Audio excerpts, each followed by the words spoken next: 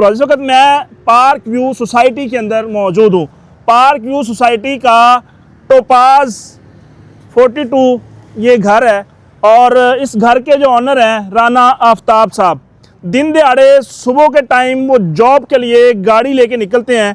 उनकी जो अहलिया है गेट खोल के उनको सी ऑफ करती हैं।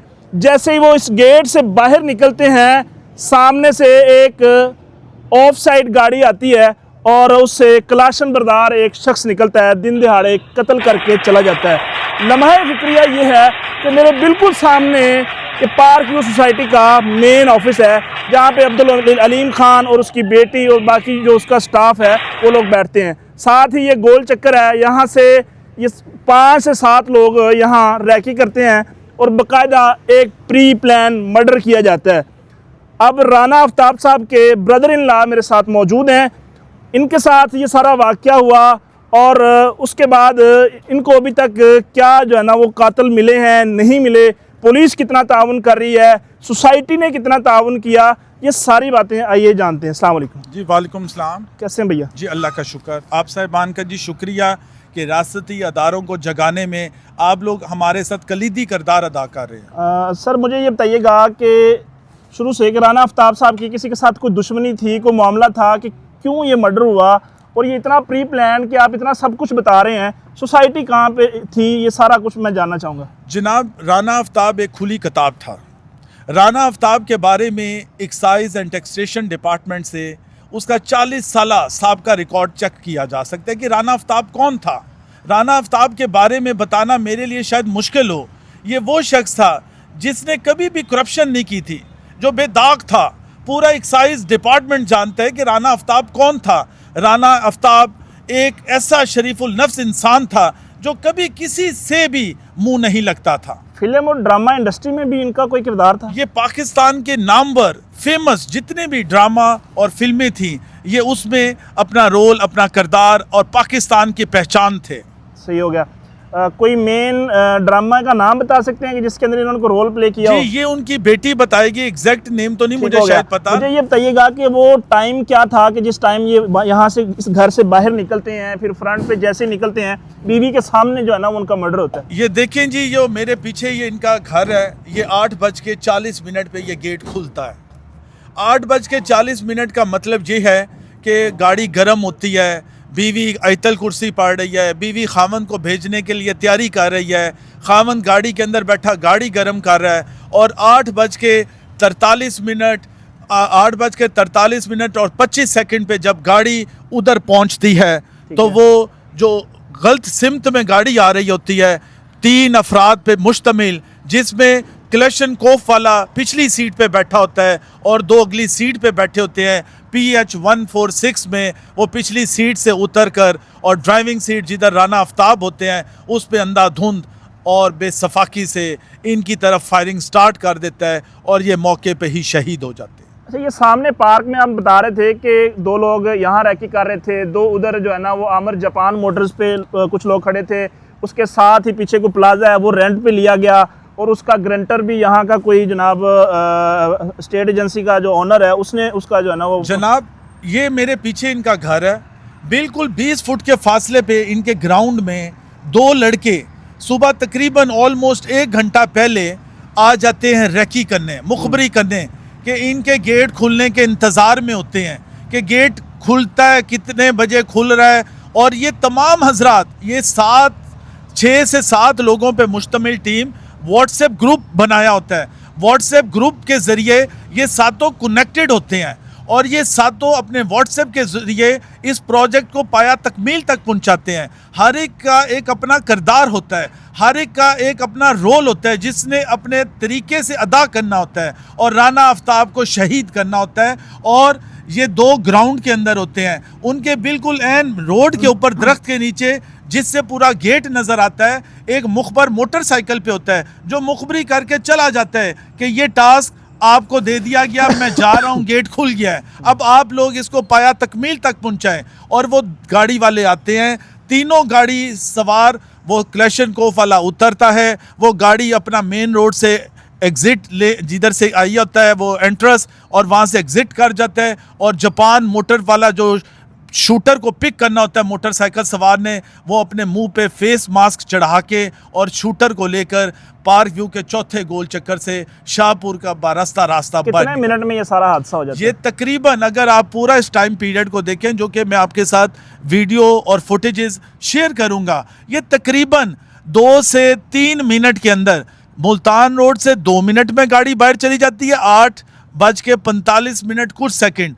वो ई टैग लेन से गाड़ी बाहर चली जाती है और क्लैशनकोफ वाला जो शूटर होता है उसको उतार के वो मोटरसाइकिल वाला चौथे गोल चक्कर से बाहर जाता है। आप खुद अंदाज़ा लगा लें कि अगर 8:43 25 सेकंड का वाक़या है तो चौथे गोल चक्कर तक तकरीबन, अगर 1 to 5 भी है, फुल स्पीड से भी जाए, 2-3 स्पीड ब्रेकर भी हैं, तो तकरीबन 8:46 के ऊपर वहाँ से एग्जिट हुआ होगा। सर ये 3-4-5 मिनट में ये सारा हादसा होता है, सामने ऑफिस है उनकी भी सिक्योरिटी होगी, बाहर मेन से आए उनकी भी सिक्योरिटी है, गाड़ी कोई आम जो है ना वो बाकायदा स्कैन होके आती है, तो इतना बड़ा हादसा उनके सर के नीचे कैसे हो जाता है? और फिर ई टैग आप बता रहे हैं कि गाड़ी को ई टैग की सहूलत मिल सकती है, कोई आम गाड़ी, कोई विजिटर उसकी ई टैग की सहूलत इस्तेमाल कर सकता है? यही लम्हा फ़िक्रिया है, यही सोच विचार करने की ज़रूरत है। यहाँ के मुकामी लोगों को, यहाँ के रहने वाले रिहायशियों को और देखने वाले नाजरीन को, जो अपनी ज़िंदगी का सारा जमा पूंजी इकट्ठी कर चाहते हैं कि गेटेड और वेल नोन सोसाइटी में घर लिया जाए, जिधर सेफ्टी और सिक्योरिटी है, park view housing society Multan road, और उसमें यह वक़ुआ रूप पजीर होता है। मैं देखने वाले नाजरीन को बताना चाहता हूँ कि सिक्योरिटी इस तरीके से कोलैप्स कर गई, सिर्फ सिक्योरिटी नहीं कोलैप्स की, इन लोगों ने पूरी तरह जाए वारदात पे पूरा वक़ुआ छुपाने के अंदर अहम किरदार अदा किया है। मैं अपने रियासती अदारों को बताना चाहता हूँ कि सिर्फ ये वक़ुआ नहीं हुआ, वक़ुए के बाद इस वक़ुए को छुपाने में अहम किरदार अदा करने में सोसाइटी के सिक्योरिटी टीम ने भरपूर किरदार अदा किया। अच्छा, आप ये सारा कुछ बता रहे हैं कि वहाँ पे जो था जासूस खड़ा हुआ था, यहाँ पे रैकी करने वाला एक बंदा खड़ा हुआ था, 3 लोग इधर से आए, ये सारा मामला आप यहाँ पे मौजूद नहीं थे, लेकिन आपको ये कैसे पता चला? जनाब, ये बड़ा अच्छा सवाल है, बहुत अच्छा। नाजरीन भी कहते होंगे कि ये इतने दावे के साथ किस तरीके से इंटरव्यू दे रहा है, ये कहाँ से इसको चीज़ें मिली हैं?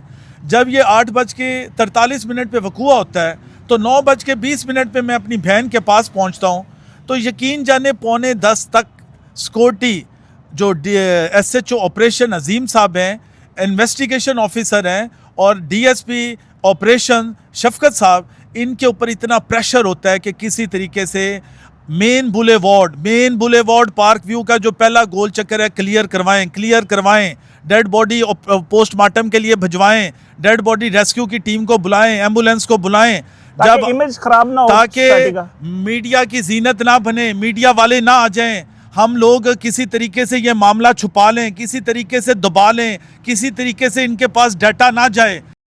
इनका पहले यहाँ पे केस दर्ज करवाएंगे, फिर मैंने गाड़ी उठने देनी है, पहले वो नोट करेंगे, मैं नोट करवाऊंगा। जब हमें महसूस होता है कि हमें ये उठाने की कोशिश कर रहे हैं, तो हम इनको कहते हैं कि अगर आपने बाज ना आए तो हम मेन मुल्तान रोड बंद कर देंगे और ट्रैफिक की आमदोरफ्त में दिक्कत आएगी। तो फिर ये फैसला करते हैं कि आपकी डिमांड क्या है। हम कहते हैं जी आप इनके सिक्योरिटी रूम से इनका GM को बुलाएं, इनके चीफ सिक्योरिटी ऑफिसर को बुलाएं, हमें तस्वीरें और फुटेजेस से दे दें, हमें वीडियोस दे दें, हम इंशाल्लाह आपके अंदर मुदाखलत नहीं करेंगे। फिर SHO अजीम साहब को मैं क्रेडिट देता हूं कि उन्होंने हमारी इस हसासियत को समझा और उनके असिस्टेंट मैनेजर जो भी सिक्योरिटी के थे उनको बुलवाया और मुझे रसाई दी, और मैं सिक्योरिटी रूम में गया और वहाँ से ये फुटेजेस और ये वीडियोस हासिल की। आज अगर ये जनाब नाजरीन, अगर आज ये मेरे पास ना होती, आप मुझे खुद बताएं, 25 करोड़ अवाम ये फैसला करे कि आज ये मेरे पास तस्वीरें और वीडियोस ना होती, तो ये पार्क व्यू का चेहरा किसने दिखाना था? सारे गार्ड्स आ गए, उन्होंने कहा जी आपने जो है ना इजाज़त नहीं ली। एक बंदा कत्ल करने के लिए इजाज़त नहीं ले रहा, लेकिन इंटरव्यू करने के लिए हमें इजाज़त चाहिए। जनाब, मैं आपको, मेरी बात अधूरी रह जाएगी। मैं अपनी 25 करोड़ अवाम को आपके मीडिया के ज़रिए बताना चाहता हूँ कि अगर आज ये मेरे पास डाटा ना होता तो आज मैं आपको बताता हूँ होता क्या था।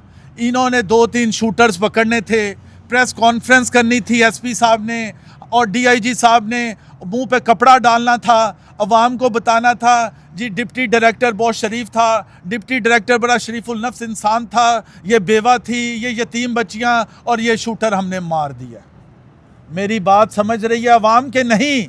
आज पार्क व्यू सोसाइटी निजी सोसाइटी के नाम से मशहूर होना था, आज ये वाकया चुंग का वाकया मशहूर होना था। किसी ने नाम नहीं लेना था क्योंकि उनके पास वीडियो और फुटेजेस नहीं थी। आज ये सारा हमारे पास चीज़ें हैं तो अल्लाह इनको जलील कर रहा है, अल्लाह हमें इंसाफ दिला रहा है। अल्लाह आप लोगों के ज़रिए, इस मीडिया के ज़रिए, अवाम के ज़रिए आवाज़ बनावे। आज हर पढ़ा लिखा, हर शऊर वाला शख्स अपनी फेसबुक पोस्ट, अपने सोशल प्लेटफॉर्म से हमारी वीडियोस, हमारी पिक्चर्स शेयर की जा रही हैं। अवाम की आवाज़ बनी हुई है। बेटी से बात करने की कोशिश करते हैं मरहूम की, उनका दर्द क्या है, उनको कैसे पता चला। उनको ऐसे आवाज़ लगी कि लाली आपके वालिद पे हमला हो गया और वो सोई हुई थी, और एक सोई बच्ची जब इस तरह की आवाज़ सुन के उठती है तो आप यकीन करें हैरान होंगे कि इस कदर क्या हुआ कि उसके वालिद को सुबह सुबह जब वो रोज़ी कमाने के लिए निकला अपने बच्चों की, तो उसके साथ ये वाक़या हो गया।